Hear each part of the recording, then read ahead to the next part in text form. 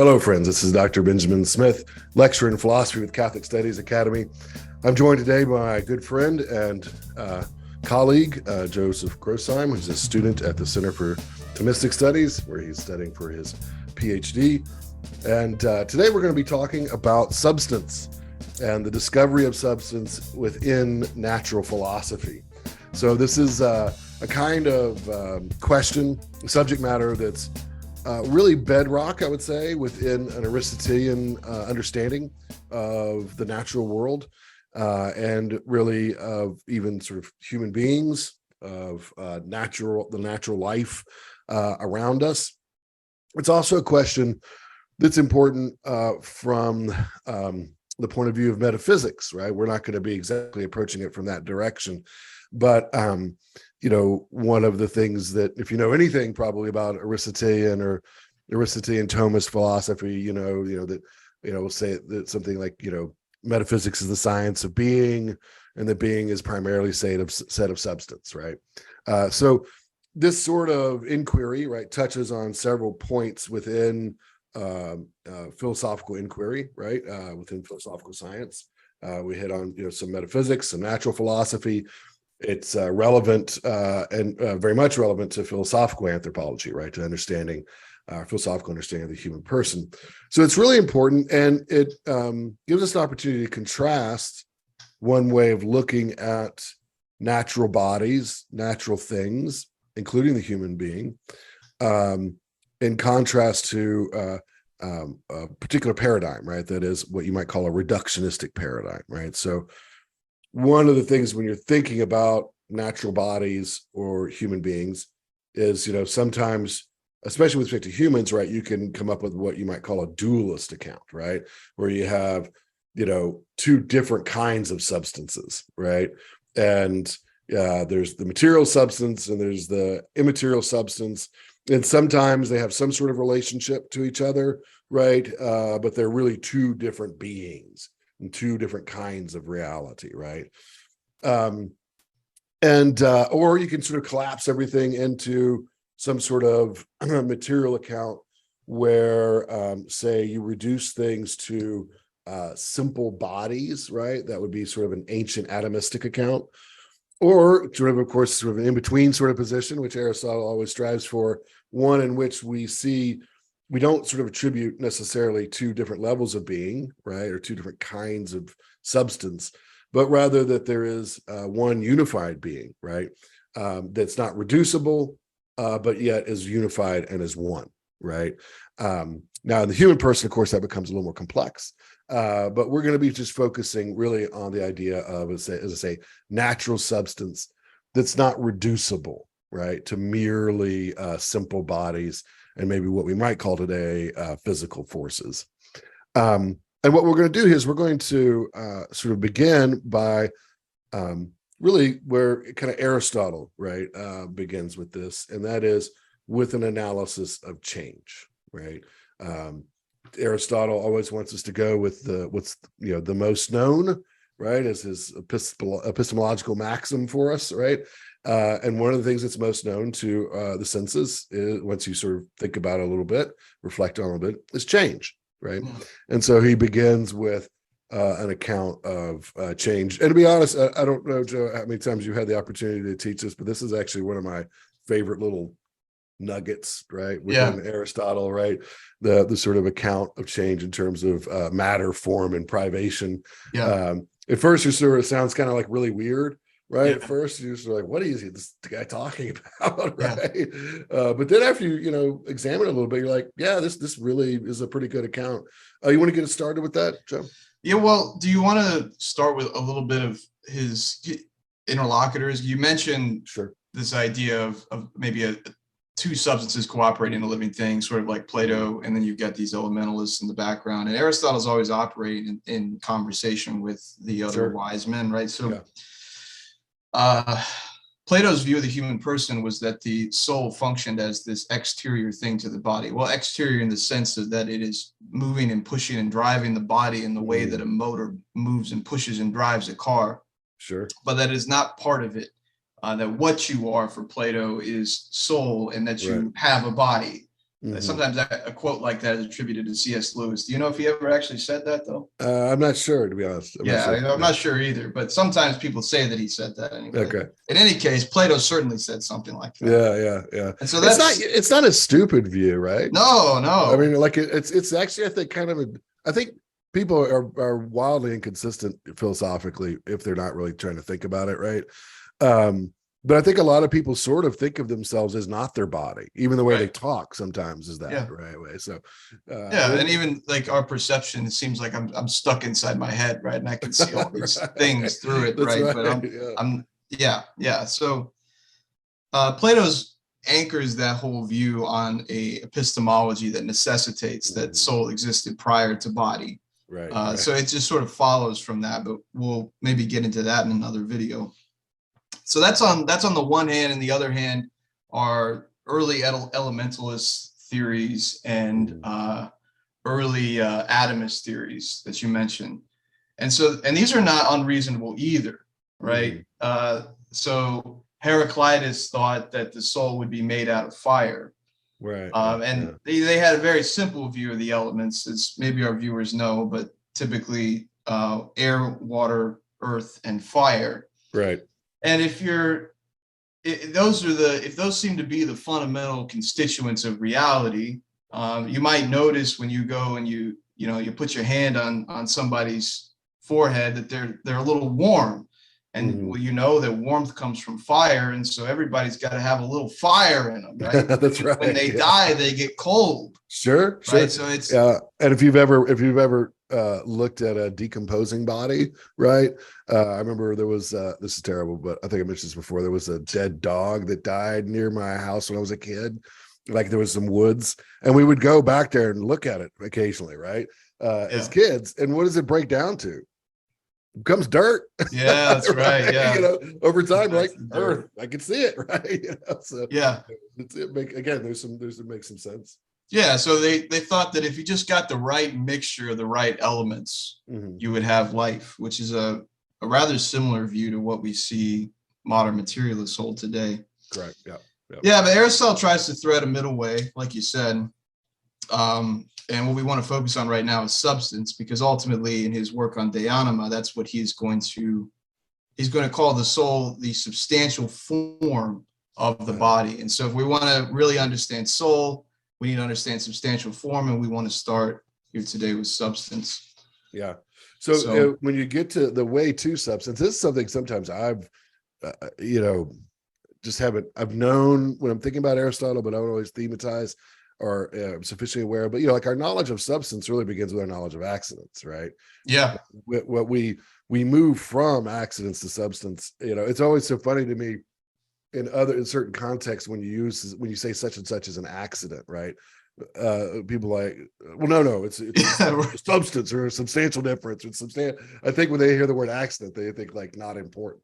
Right. Yeah, of course. But what we really mean is just sort of like a kind of being that's modifying or secondary or presupposes more basic kind of being, right? And when you look at the accidental being, this is what we see all around us, right? It's quantity. It would be qualities. Think about, like, say, colors, position, all those sorts of things that we encounter all the time. In fact, if you think about your experience, right, your experience is flooded, right, with accidental properties, accidental being, right? Yeah. This kind of modifying being that upon further analysis, we come to sort of think, oh, there has to be some other kind of being, like this kind of accidental being is not sufficient. But nevertheless, that is what's most known, right? That's what we start with. Yeah. And so I think it's helpful when you're thinking about Aristotle's analysis of change to start with something pretty prosaic, right? You could start with, I used to always talk about going on vacation and coming back with a tan, right? Or becoming more darkly complected. But I didn't go on a vacation this year. So, or at least not to the beach. But I do go through periods of having a longer or shorter beard, Joe. Right. Yeah. And right now I'm leaning into the fall. So I'm thinking, I'm growing this out a little bit, So there are times, if you go back and look at other videos recently, where I've had a shorter beard, right? Right. And so you go from being less bearded to more bearded, right? Correct. It's a change. Right? Yeah. It's a trivial kind of change, but it's a change. Now, as time goes by, there have been some times where I was very bearded, which is really funny to look back at pictures and like, wow, that like such like big beard, right? My kids and I were laughing about that last night. But you would say, wow, Dr. Smith, you really grew out your beard. Yeah. You wouldn't say, who is that? Yeah. Oh, he's a new man with his, we might say that, but we'd be joking. Right? That's right. Yeah. Right. Or, you're speaking in some really qualified sense, right? Yeah. So what we see, right, is change over time. Now, take something a little more serious. Talk about your family, right? So I have children. I've seen them literally grow from like this big, right? Yeah. To where my oldest son Henry is now an inch taller than I am, right? Yeah. That's interesting. And when you look at it, I mean, we all know that, of course, happens, but when you look at it, it's kind of remarkable, right? It's a huge increase in quantity, right? In terms of height, width, and weight, right? All of those enormous, sort of change in quantity doesn't change the fact that he's the same individual, right? It doesn't change that he's the same kind of thing, right? Yeah. It didn't go from the change from being an infant to a teenager is not a change in species, no matter what you may hear otherwise, right? So the teenager is not a species different than Homo sapien, right? So we need to sort of account for that, right? So, again, that's organic one. Let's take a different example. Another one. I remember I failed this question my master's comps, which I'm embarrassed to say. It's funny how those things just burned into your mind. That's right. So let's take something like the art, right? So you have let's say you have lumber, right? Of a certain kind, and it's all planked lumber, right? Mm-hmm. Or mostly, and then you take that and you carve it into an icon, right? That icon, right? That is an accidental change, right? Right. It's not a change in species. It's still the same kind of wood or lumber it was beforehand, right? So here we've gone from uncarved, right? Not artistic, right? In the fine sense, to being artistic. But nevertheless, that's an accidental change. It doesn't change the underlying kind of thing, right? That I think that's the way Aristotle wants to think about those sorts of objects, right? Yeah, he uses the example of a bed, doesn't he? Yes. Yep. Right. Mm-hmm. Yeah. So the bed is still wood, even though it's just taken on a different sort of shape. That's right. And it's not to say that it's that's entirely trivial or unimportant, right? Oh yeah. Especially to the man who needs a bed. Right? That's right. Anybody who slept on, a log knows the difference between a log and a bed, right? That's right. Yeah. So it's a significant difference. And even in the life of an organism, right? You say going from an infant to say, an adolescent, right? That change in quantity makes you capable of things you weren't capable of before, right? Right. And you say, and as a father, I see this thinking about my children, right? Like watching them say, no, you can't do that. No, you can help me do that. No, you can do that on your own, right? Mm-hmm. Saying that's interesting, right? It's, just from a relational perspective and observation. So those will all be examples of accidental change, right? Important forms of change. I mean, you can just once you start thinking about it, you can multiply them ad nauseum, right? Mm-hmm. Even the one other one I want to bring up is psychological, right? Because sometimes we leave that out. Lots of times psychological changes are actually accidental changes, which sounds a little weird at first, but what I mean is, like, say, just going from ignorance of an art to knowledge of an art, right? You are changing, right? And again, that might be a very significant change, right? In terms of your life and your understanding and all sorts of things, right? But you might even, again, say, like you said earlier, in a qualified sense, oh, it's like you're a new man, right? Or like you're a new person. And in some ways, there is something really significant there, right? Like those psychological changes, like you meet some friend after 2 years of college, and they might be really different. Right? There's a reason we hyperbolize about that. That's right. Yeah, absolutely. But at the same time, you still say, man, Joe has changed so much. Yeah. You don't say, like, again, it's not Joe, right? So even with the psychological change, like learning, or you could even say forming friendship, forming virtues, forming vices, right? All of those are at the level of being anyways, right? Accidental, right? Yeah. So what we're kind of going through here is a sort of the dialectical recognition of substance that you might be able to get in from the categories, where we sort of put forward just examples of things and we try to see the differences. So we've gone through many. Example I always like to use is just color. Sure. You know, you think about red. I always tell the students, I speak to teenagers when I say this, right? You never find red anywhere just chilling. Right? On its own. It's always something which is red.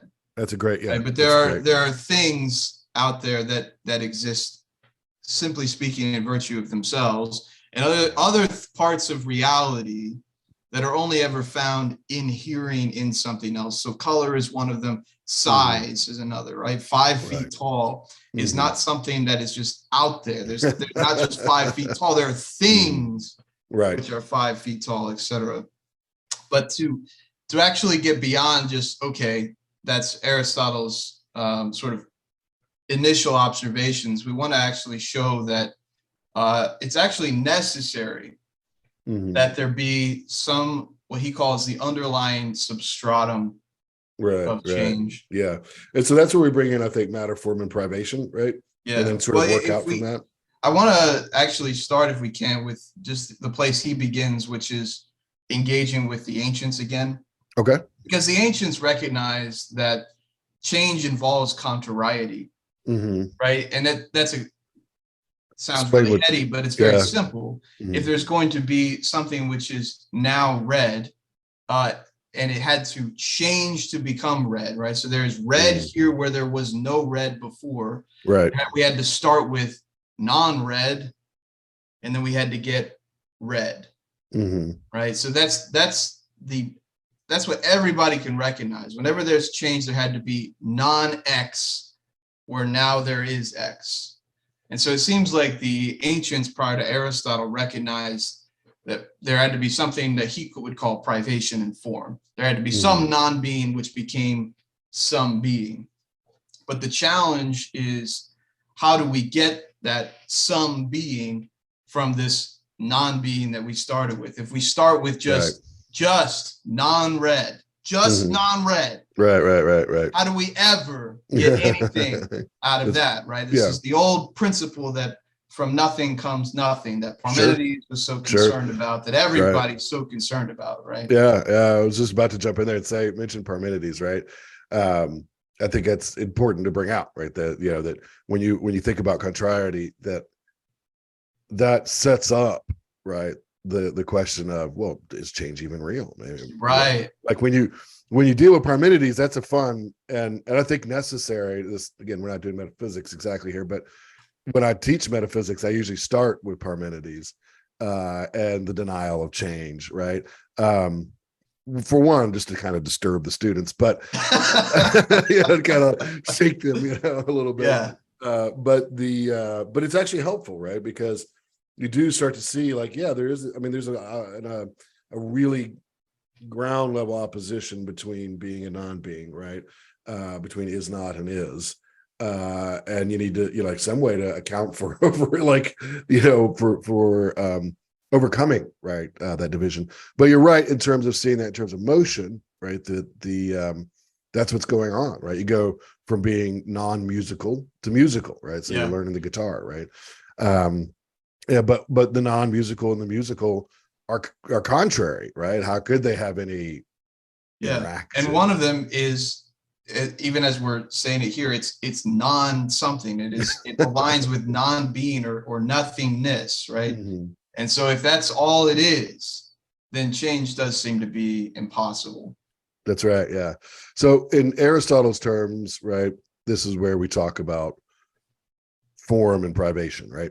Right. We have form and privation here between these two contraries that everyone recognizes has to be part of any change. Right. Yeah. I think so. You have on the privation side, the non-musical, right? So Right. when you express that when you say, I cannot play the guitar, Yeah. or I cannot sing, or I can't sing well. And then you take singing lessons, right? Or you join the choir, right? And over time, you learn how to organize the sounds you make, right? And how to organize literally like the way you shape your mouth, the way you breathe, all these sort of things, right? You provide a certain order to them, and you go from being non-musical, right, in that sense, to musical. So you kind of, in a sense, take on a form, right? Yeah. An organization, sort of broadly speaking. But how does that happen, right? As you say, it seems as if that shouldn't be able to happen because the non-musical and the musical are opposed. Yeah. Right? So there has to be some tertium quid, right? Right. That's right. Some third thing. So the Aristotle has to start in. We're looking at Physics 1 here, really. Aristotle has to start by at least poking enough holes in Parmenides' position that right. It's not the just obvious answer, right? That there's at least room to save the appearances. And the appearances are that things, of course, change. I'm moving my hands around, right? Everyone can see it. That's right. Parmenides would say that it just appears that way, but rationally we think, or we realize when we think about it, that it's impossible and that our perception is an illusion. So that's a topic for another video, how Aristotle really engages with Parmenides. Sure. But setting Parmenides aside and assuming that change is real and that we do need an account for it, the only way to account for it is to introduce some third principle. If all we have is some non-being, some non-red, non-5 feet tall or whatever, that becomes red or that becomes 5 feet tall, and that's all we have, some non-being and some being, the change cannot happen because from nothing, nothing comes. Right. So there's got to be what he calls the substratum, this third thing which is present before and after the change. And so this is a good way to first kind of map out, I think, the three principles of change he wants us to see. Sure. That there is something which is before the change, but not after. There is something which is after the change, but not before. Right. And there's a third thing which is present throughout the change, and which indeed is the changing subject itself. That's right. And so, like, if we go back to your example before about the musical, you kept saying I, right? You're already introducing the third thing, but we have to.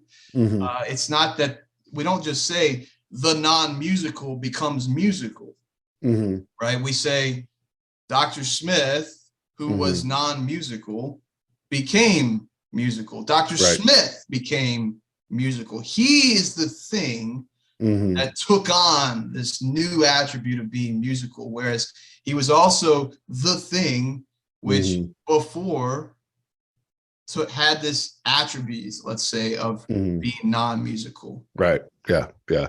I think that's right. And it is interesting to note. This is kind of one of these what I like to think of as like converging pieces of evidence or something that are like you say, our language tracks. Oh yeah, right, with this, right? You know, and our language is the sign of the way we think, right? That's right. It's expressions of our thoughts. Yeah, I mean, it would be. I mean, I've before when I've taught, I've taught sort of a lesson on sort of, I guess you'd call it Nietzschean phenomenalism, right? Okay. In which there is no substrate, right? Period, right? Everything is just this sort of flux of appearances. Yeah. And like the students struggle to even like object, because as soon as they start to talk, you know, their language itself, right, kind of inhibits them from speaking the reality of such a thing, right? Which again doesn't disprove it, but it is sort of interesting, right? Yeah. In itself. But okay, good. So now let's think about that in terms of then accidents, right? We were talking about earlier, right? An accidental change. So if we were to map what we were talking about accidents onto this sort of these three principles, like how would we do that? Well, yeah. So when we can run with the same analogy of the musical. I always personally like the bronze statue a little bit more. Sure. But we'll start with the musical. Musical is not something that exists in reality. You never find musical somewhere just chilling, right? There's always something which is either musical or non-musical, something which is either able to play the piano or not able to play the piano. So this is an accidental quality. It is not a part of reality that we ever find existing on its own. It always is found existing in a subject, right? So the accident here is that something is coming to acquire this accident of or quality of being musical. Right. And the thing, the substratum or the subject, which is going to take on this new accident, is the thing which can exist in reality, which you do find just chilling. I'll try to stop saying that. But so we have a substance which prior to some change simply had a lack or privation of some quality, which after the change it would come to possess. So the quality in this case is our accident. The subject in this case is our substance. Starting before the change, it lacked some quality or some accident, and then after the change, it comes to possess the quality or the accident. It can go the reverse way too, of course. Like you can forget how to play the piano. That's right. You can go from possession to privation as well, but we would change the language a bit. Sure, corruption's part of things too. Yeah, sadly enough. So that's great, and we would call that still an accidental change, right? Because of the persistence of the substratum, right? And so, just kind of like from experiential perspective, one of the things I like to say as an introduction, right, or introductory comment or observation about the substratum is that we sort of experience the substratum indirectly, right? We experience it through the accidents because we recognize that there's a subject that persists, right, and is unified despite these relatively accidental kinds of changes, right?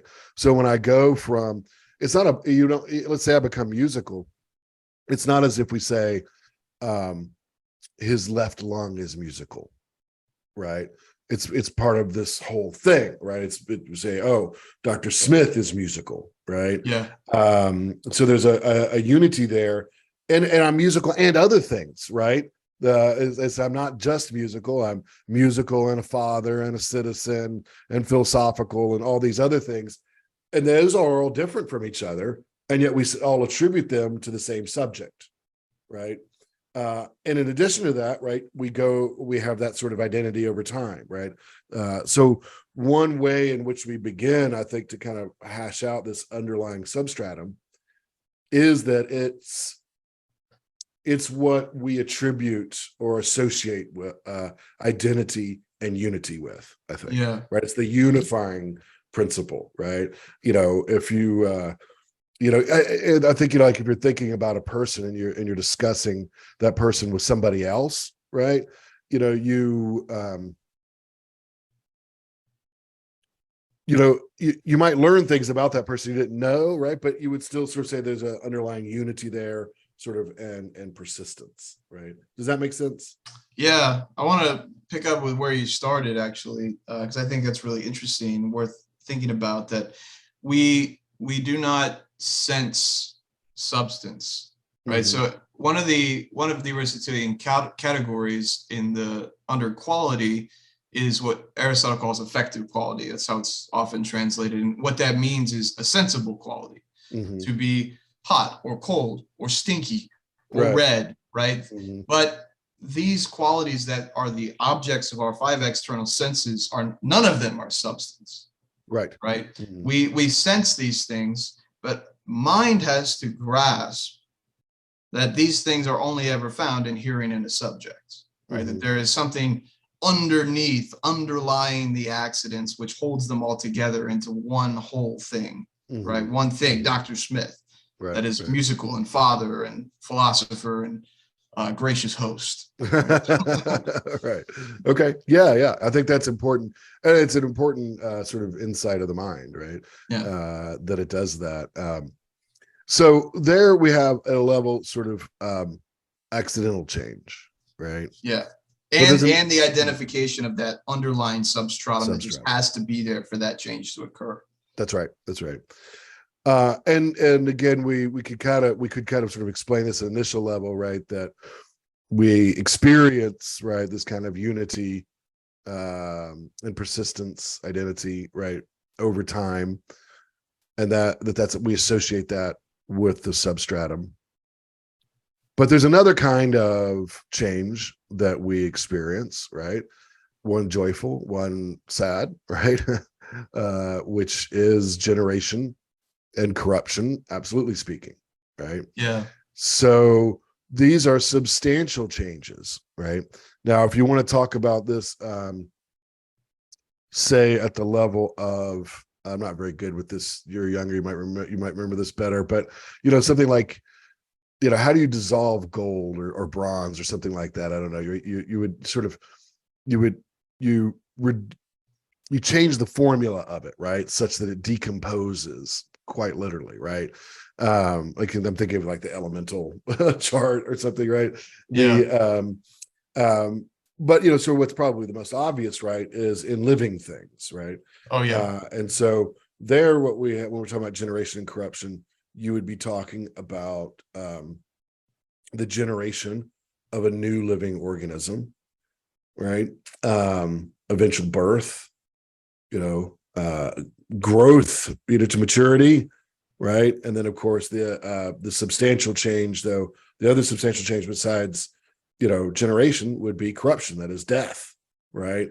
There's a funny little scene in Hamlet with the gravedigger, right, that I always like to refer to in this instance, right, where Hamlet is asking what man is to be buried, and the digger's like, no man, sir. And he's like, well, what woman then? And the gravedigger says, no woman either. Oh, knave, who is it to be buried here? One who was a woman, but God rest her soul. Yeah. The gravedigger was on his Aristotle, right? As a matter of fact, right, a corpse is not a human. Yeah. Right. And you don't have to be Aristotelian to know that, right? Everyone knows that. Yeah.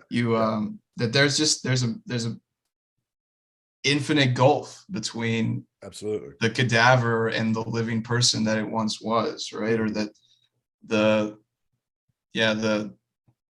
just between the two parents and this third human being that comes to be from them, right? That I don't think it takes too much thinking to recognize that there's just something obviously different. Yeah, and so this is what we'd call a substantial change, right? Yeah. Because we have a change in the underlying being, right? Yeah.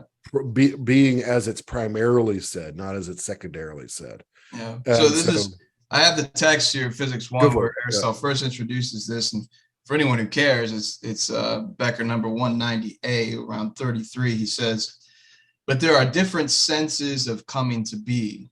In some cases, we do not use the expression come to be, but we say he's come to be so-and-so. In other words, it comes to be in a certain respect. It comes to take on a certain quality or quantity.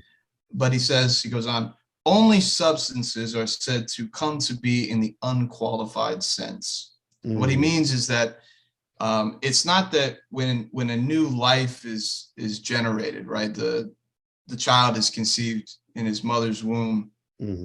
It's not that it took on a certain quantity, right? It took on a certain quality. It comes to exist where it did not exist before. So we're talking about existence itself. A thing comes to exist where it did not exist before. Not that the thing which already exists comes to take on some quality or quantity that it didn't have already. Right.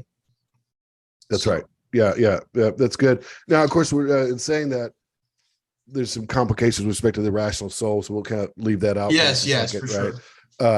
But with respect to say animal life in general, right? When there's generation, it's not as if we're talking about something coming from absolutely nothing, right? Obviously, right. There's the parents contributing, the material conditions, that come together, and they have specific powers, right, that are organized to create a new individual of that species, right?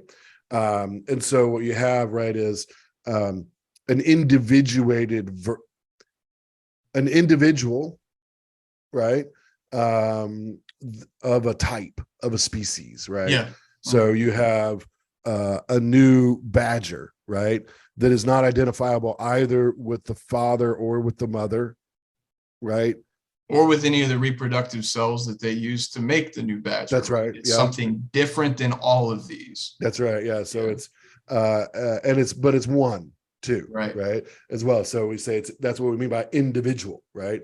It is neither of these, right, and it's itself, right? Yeah. It's one whole, right? It's not two different things, right?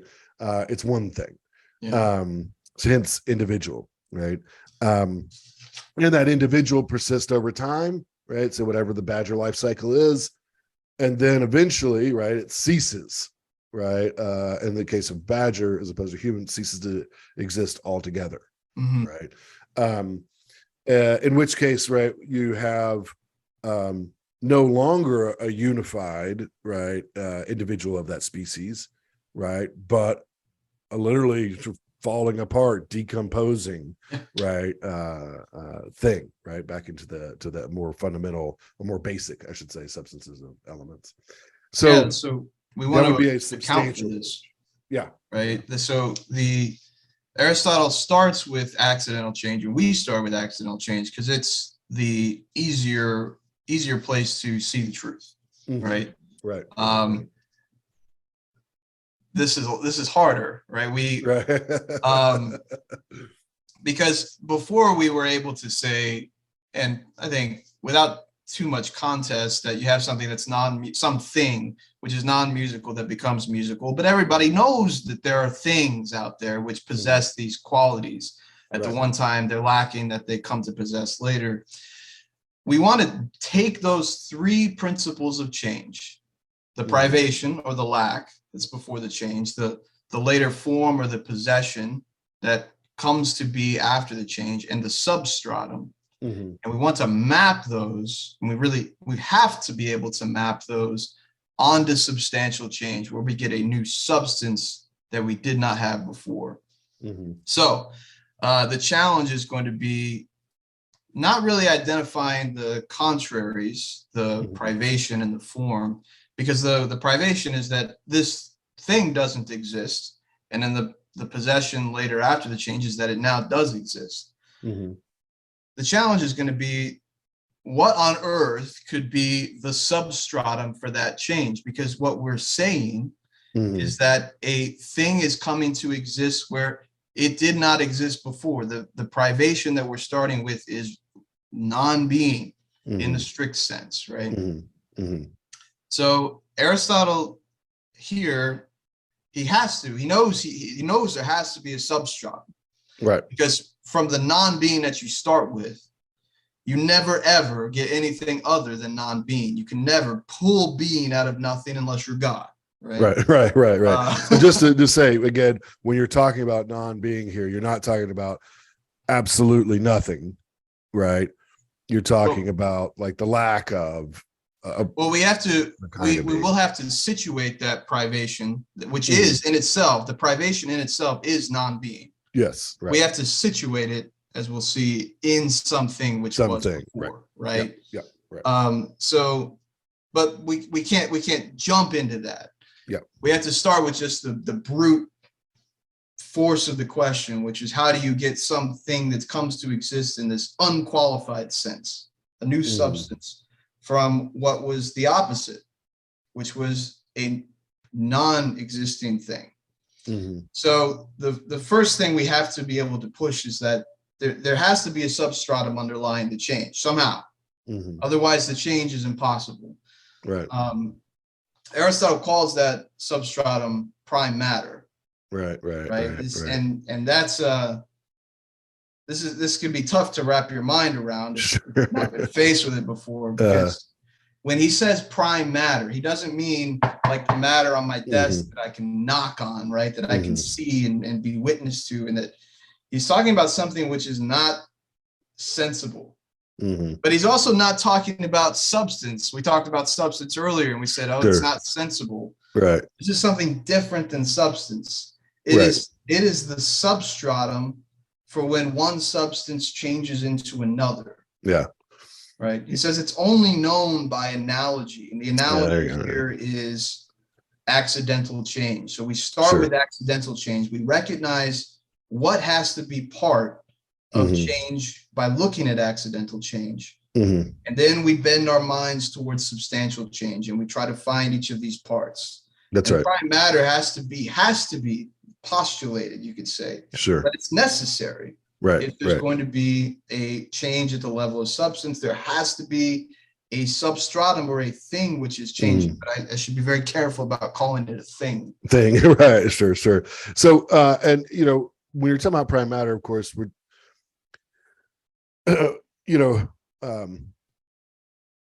it's something like the kinds of other examples of matter that are less mysterious, right? So we when you're thinking about, again, Aristotle is being methodologically rigorous here. Yeah. He's going from the more known to the less known, right? And what we know more are the accidents, right? Yeah.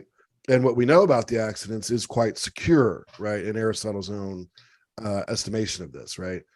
And so it's not as if he's just sort of, arbitrarily, coming up with this and then sort of forcing it into another level. He's saying, look, I know this. Now from this, I will move forward, right? And apply this analogously to another subject matter or another level, right, of inquiry. I think it's important to see that there is a kind of rigor there. And then secondly, and when you're thinking about prime matter, right, you're thinking ultimately about some sort of potency for change, right? But even before we get quite to the level of, say, prime matter, right? Prime matter it's kind of like a postulate that's sort of ultimate, right? Yeah. But it's sort of a more proximate level. We can still think about substantial change while still thinking about a kind of matter that's not quite prime matter. My example here being water, right? So we can talk about sort of hydrogen, oxygen being the matter, right, for the substance of water, right? Albeit ultimately there, prime matter's in the background, right, of that explanation. But proximately, right, we know that it's matter. Now, why would I call hydrogen and oxygen matter relative to water? Well, because hydrogen and oxygen can take on a formula, right, or not take on a formula, right, that raises it to the level of being a substance, right? That is the substance of water. And if I remember correctly, Aristotle thinks of the elements as the most basic kind of substance, right?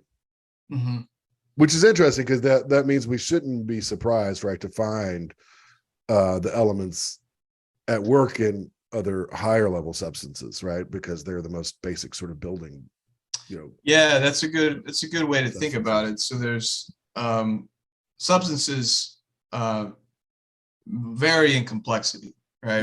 There's a certain order, you could say, of substances which have more and more powers, which are the composition of more and more complex arrangements of matter. That's maybe a way to express it. Where H2O, or water, is this very, very basic composition of what we call elements, right? But H2O is used in any number of living things and in many different ways, and it's hardly the most complex of even the baseline sort of molecules that are operative in living things. Right. So yeah, we shouldn't be surprised that higher order substances go through change, and we don't like what we see in the change is it looks like it was it's hard to express because you don't, it's not like you start with human flesh, but let's, if we think about death, which is a little bit easier, in which we have more direct experience of, if you have like the dog you mentioned before, when it dies, it sort of decomposes into these more fundamental substances, but still substance, right? Right. Decomposes into first just flesh and bone, right? Flesh and bone, which is not ordered to some sort of whole dog. It's just falling apart.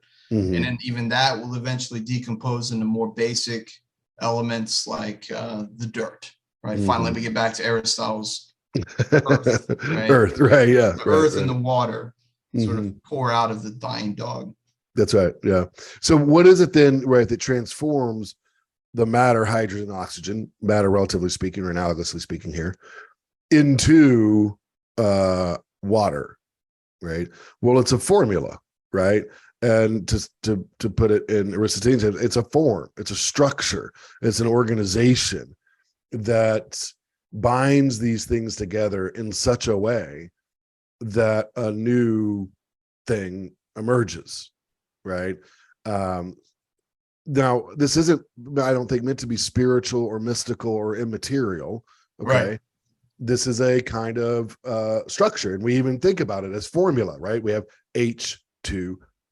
That is the formula for water. And it's only when it combines in that sort of arrangement, right, that it takes on, right, this other kind of being, which is water, right? How do we know it's another kind of being? We could say this, postulate or argue, is that because water has properties and attributes and powers, right, that hydrogen on its own or oxygen on its own doesn't have. And we can even say the reverse, right?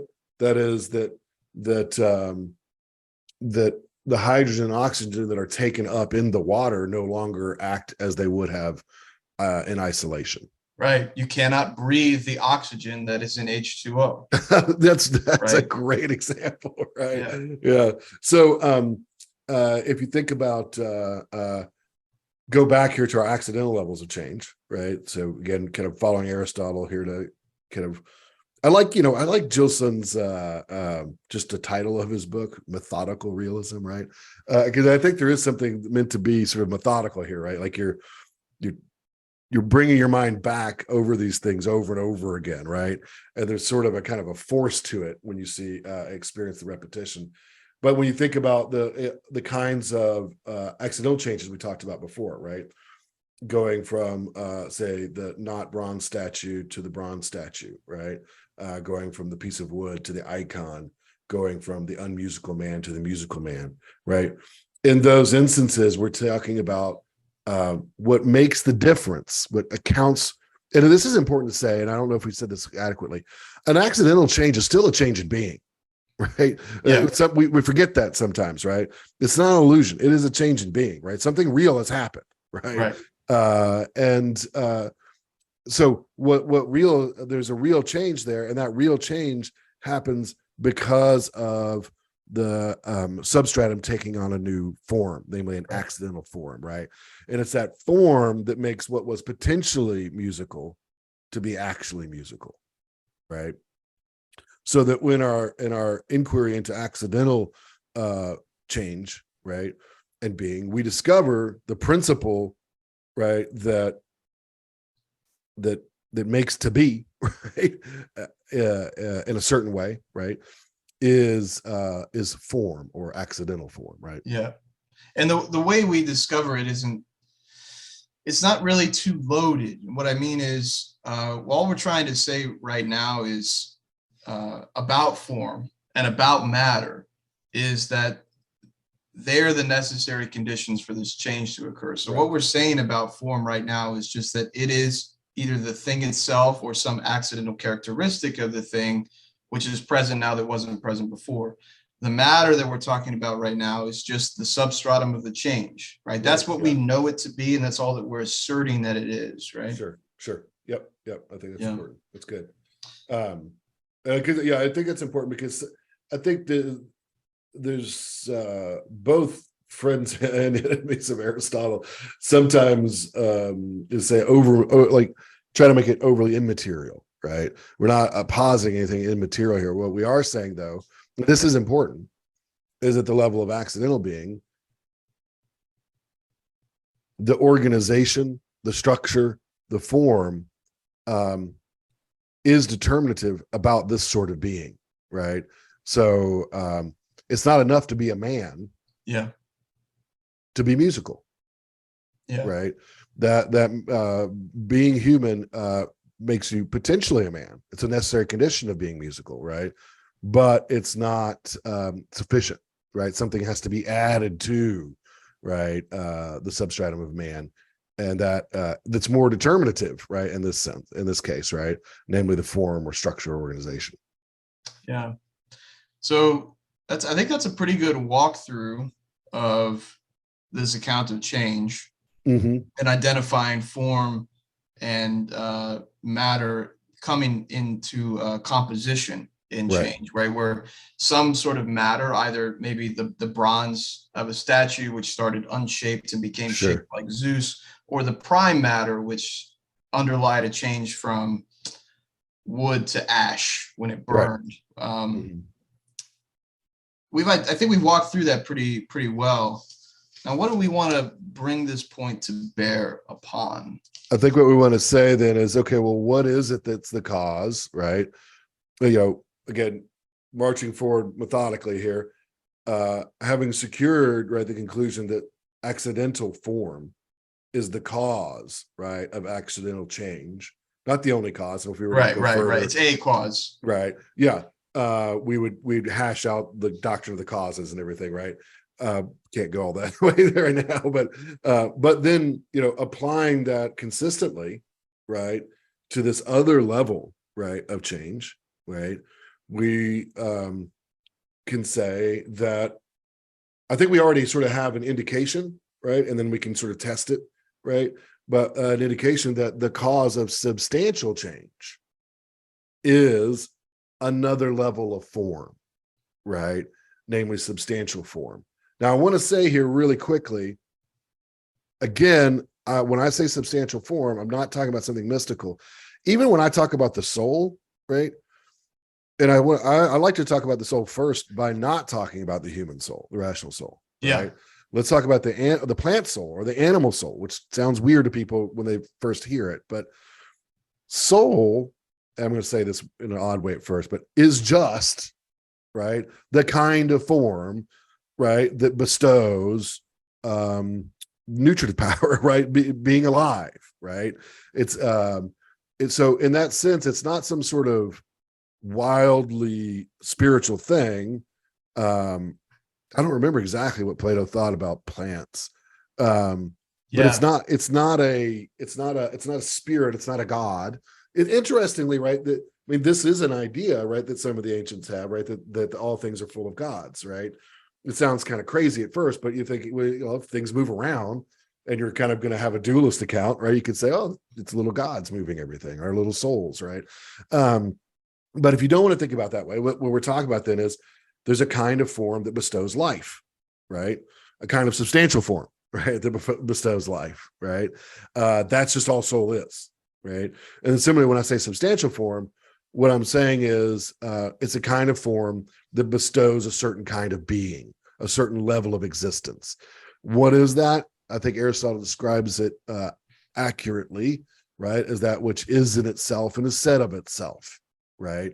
That level of being, right? So, and then of course, what is that? Like Locke, he likes to say, "Oh, substance is something I know not what," right? Because he can't, and this is important, because he doesn't have a sense impression of it. That's what it comes down to for Locke. I don't see anything there, right? And I think, you needed to read his Aristotle a little more carefully. Locke was a smart guy, but even Locke could make mistakes. what is that substantial, like what's accidental form? It's an organization, structure, order, right?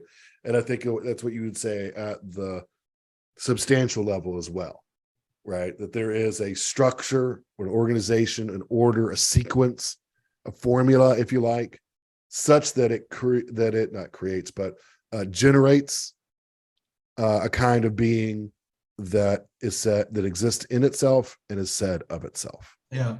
Right. I think it's really worthwhile to actually like let ourselves be confronted with the distinction between the animate and the inanimate. Sure. You know, you see animate things all the time, and you sort of, I don't know, we see them all together with all the inanimate things around them. But if you could just imagine that you lived on Mars where everything was inanimate, right. Somehow you didn't know that you were animate, right? But then somehow you came to a planet like Earth, and things are moving and growing and reproducing. Like it kind of freak you out. Wild gulf. It is a wild gulf between the animate and the inanimate, and we should let ourselves be confronted by that and force ourselves to ask the question, why is this different? Right. There has to be some sort of account there, which necessitates a different kind of substantial form. Like you're on Mars and you can recognize the difference between different kinds of rocks on the ground, and that's one substantial form, that's a different one, and I could change one into the other perhaps, but we need a different kind of substantial form when we find things moving around and reproducing and devouring other things so that they can grow. Rocks don't do that, right? So that's why we want to use the word soul to distinguish that substantial form from all the other ones that we talked about before. We need a new word because it is a different kind of substantial form. Yeah, I think it's important. That's great. In fact, Joe, I think, you're talking about the Martian who comes to Earth. What he's going to experience is wonder. Yeah. Right. That's right. And that's exactly what, and then he's going to be like, okay, I need to figure this full stuff of out. Questions. Right. Right. And I think, I think maybe, Joe, on the opposite side of it, one of the things we like about certain fantasy accounts, right, or science fiction accounts, is they can produce wonder. Like when you have the inanimate things suddenly become animate, right? It's like, what is that? Like that's sort of like, you have some sort of metallic structure that starts to move around and talk to you, and that kind of thing. Or say you go from living to intelligent. Like, why do we like the people that love the Ents, right? In Middle Earth, right? Well, the trees, right? But then there's a community of them, and they talk, right? And they can talk with you. That's good. In us, and I think, oh wow, yeah, like that draws the intellect. I think we're getting close to wrapping up here in terms of time.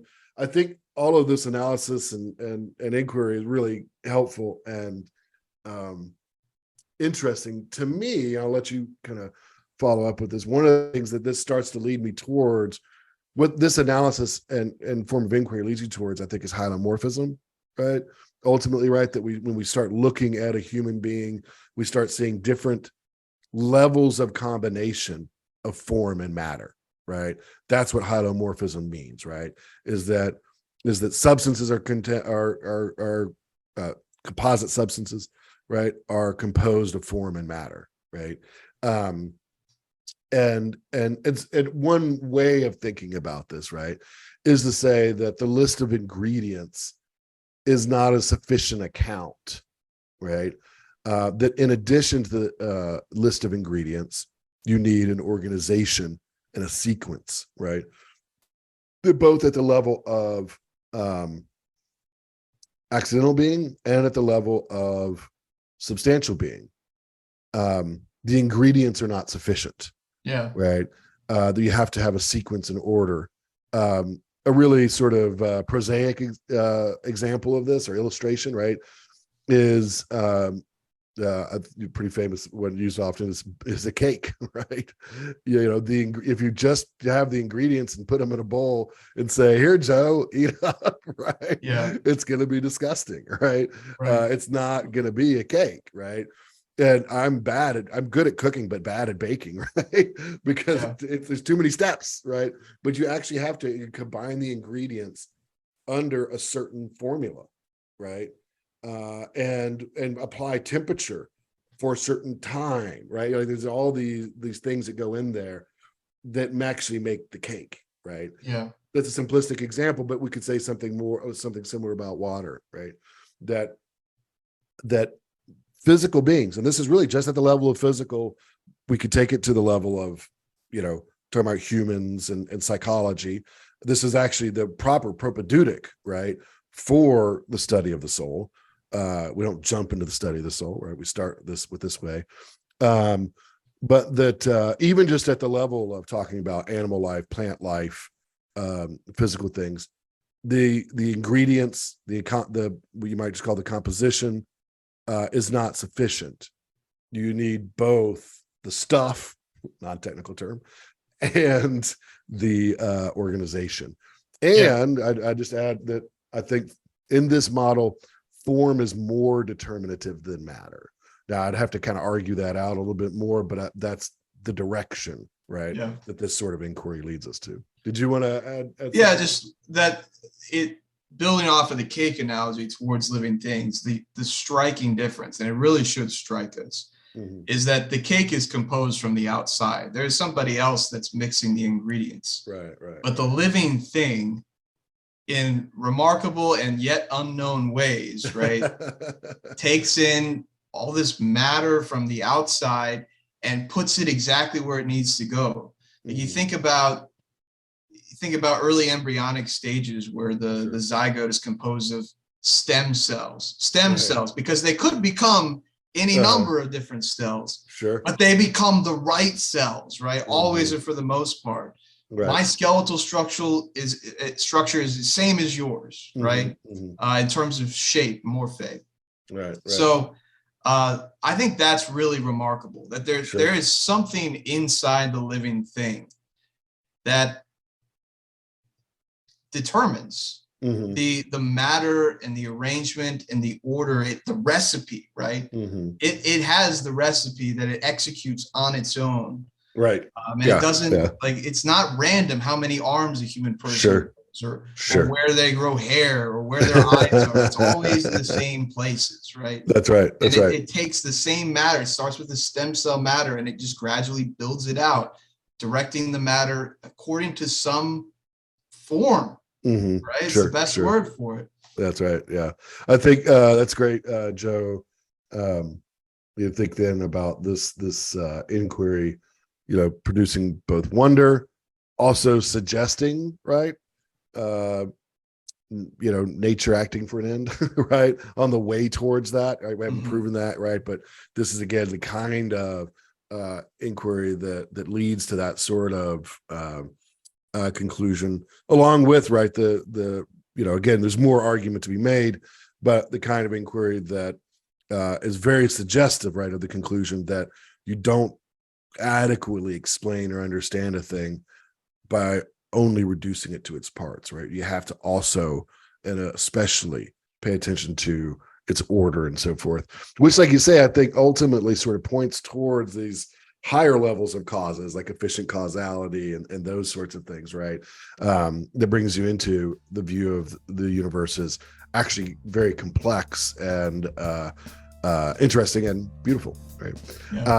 Good. Well, thanks so much, Joe. I appreciate your time and your thoughts and energy in talking about all this. I hope our audience has enjoyed it. If you have, please be sure to like the video, share it with others. If you haven't already subscribed, please do so. If you want to do a little bit more ancient philosophy and political theory, I've got some stuff over at Logos Letter 2022. You check that on Substack. Thanks so much, everybody. God bless.